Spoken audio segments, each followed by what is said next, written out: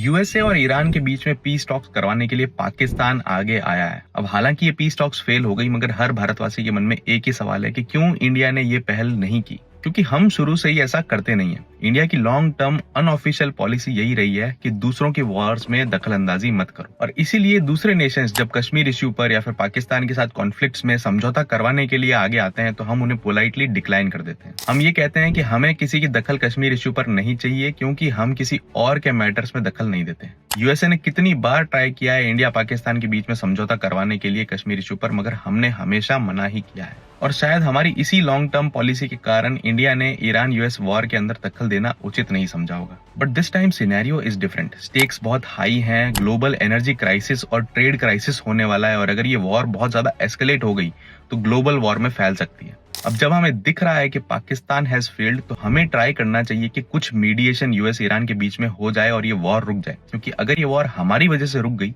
तो इंडिया बहुत ही strong super power के फॉर्म में इमर्ज होकर बाहर आएगा, क्योंकि पूरे वर्ल्ड की ऑलमोस्ट हर कंट्री इस वॉर का क्राइसिस झेल रही है। लेट्स सी कि इंडियन गवर्नमेंट क्या करती है। Till then stay curious.